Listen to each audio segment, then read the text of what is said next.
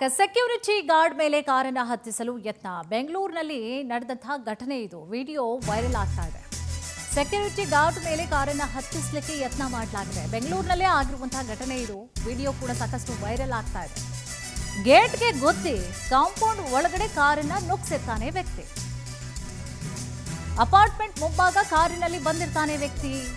ಈ ವೇಳೆ ಗೇಟ್ ತೆಗೆಯಲು ಸೆಕ್ಯೂರಿಟಿ ಹೋಗಿರ್ತಾನೆ. ಗೇಟ್ ತೆಗೆಯುವಷ್ಟರಲ್ಲೇ ಗೇಟ್ಗೆ ಗುದ್ದಿರುವಂಥದ್ದು ವ್ಯಕ್ತಿ. ಪಲ್ಟಿ ಹೊಡೆದು ಪ್ರಾಣಾಪಾಯದಿಂದ ಪಾರಾಗಿದ್ದಾನೆ ಸೆಕ್ಯೂರಿಟಿ.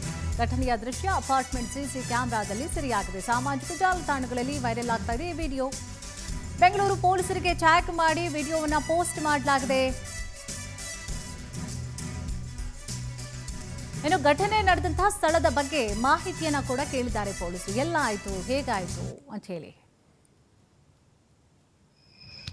ನೋಡಿ. ದೃಶ್ಯದಲ್ಲಿ ನಾವು ಗಮನಿಸ್ಬೋದು. ಫಸ್ಟು ಗೇಟ್ಗೆ ಗುದ್ದುಕೊಂಡು ನೋಡಿ, ಗೇಟ್ ತೆಗಿಲಿಕ್ಕೆ ಅಂತ ಹೋಗ್ತಾರೆ. ಗುದ್ದುಕೊಂಡು ನೋಡಿ ಪಲ್ಟಿ ಹೊಡೆದು ಬಿಡ್ತು. ಇಲ್ಲ ಅಂದಿದ್ರೆ ಅದು ಹರಿಸ್ಬಿಟ್ಟಿರೋದು. ಅದು ಗೇಟ್ ಯಾವುದೋ ಕಾರ್ ಬಂತು ಅಂತ, ಮಾಮೂಲಿ ಸೆಕ್ಯೂರಿಟಿ ಕೆಲಸ ಏನು, ಕಾರ್ ಬಂತು ಅಂದರೆ ಗೇಟ್ ತೆಗೆಯೋದು ಅಂತ. ಆತ ನೋಡಿದ್ರೆ ಅಷ್ಟು ಕಾಯೋಷ್ಟು ತಾಳ್ಮೆ ಇಲ್ವಾ ಆತನಿಗೆ? ಗೇಟ್ನೇ ಹೊಡ್ಕೊಂಡು ಒಳಗೆ ನುಗ್ಗದ. ಅಷ್ಟೊತ್ತಿಗಾಗಲೇ ನೋಡಿ ಬರ್ತಾರೆ, ಮುಂದೆನೇ ಇದ್ರು ಅವರು, ಆ ಕಾರ್ ಮುಂದೆನೇ ಇದ್ರು. ಪಲ್ಟಿ ಹೊಡಿತಾನೆ, ಒಂದು 3-4 ಪಲ್ಟಿ ಹೊಡೆದು ಬಚಾವಾಗಿರೋದು ಸೆಕ್ಯೂರಿಟಿ ಗಾರ್ಡ್. ಇದೇ ವಿಚಾರ ಸಂಬಂಧವಾಗಿ ಹೆಚ್ಚಿನ ಡೀಟೇಲ್ಸನ್ನು ಕೂಡ ನೀಡ್ತಾ ಹೋಗ್ತಾರೆ ನಮ್ಮ ಪ್ರತಿನಿಧಿ ವೆಂಕಟೇಶ್. ವೆಂಕಟೇಶ್, ಎಲ್ಲ ಆಗಿರುವಂತಹ ಘಟನೆ ಇದು ಯಾವತ್ತಾಗಿರುವಂಥದ್ದು? ಜೊತೆಗೆ ಆತನ ವಿರುದ್ಧವಾಗಿ ಏನಾದರೂ ಕೇಸ್ ದಾಖಲಾಗಿದೆಯಾ? ಹೇಗಾಯಿತು, ಏನಿದೆ ಮಾಹಿತಿ?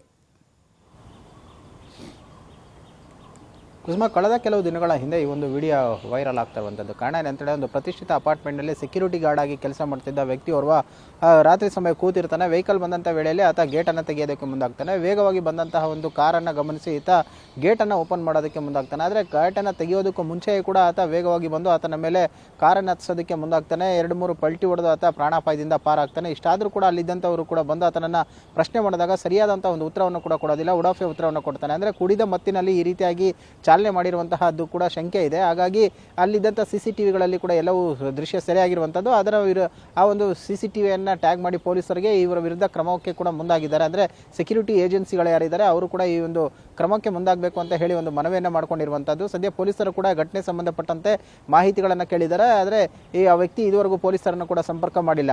ಅಂದರೆ ಈ ರೀತಿಯಾಗಿ ದರ್ಪ ಮೆರೆದಂತಹ ವ್ಯಕ್ತಿ ಕೂಡ ಈ ರೀತಿ ರ್ಯಾಶ್ ಡ್ರೈವಿಂಗ್ ಮಾಡಿರುವಂಥದ್ದು. ಕೇವಲ ಈ ಒಂದು ಸೆಕ್ಯೂರಿಟಿ ಗಾರ್ಡ್ ಮೇಲೆ ಹತ್ಸೋದಕ್ಕೆ ಈ ರೀತಿ ಮಾಡೋಣ, ಅಥವಾ ಹಿಂದೆ ಕೂಡ ರಸ್ತೆಯಲ್ಲಿ ಬರುವಂಥ ಸಂದರ್ಭದಲ್ಲಿ ಏನಾದರೂ ಇದೇ ರೀತಿಯಾದಂಥ ಒಂದು ಅವಘಡಗಳನ್ನು ಮಾಡಿದ್ನ ಅನ್ನುವಂಥದ್ದು ಕೂಡ ಸದ್ಯ ತಿಳಿದು ಬರಬೇಕಾಗಿರುವಂತಹದ್ದು. ಕುಸುಮ, ಥ್ಯಾಂಕ್ ಯು ತಮ್ಮೆಲ್ಲ ಮಾಹಿತಿಗಾಗಿ ವೆಂಕಟೇಶ್.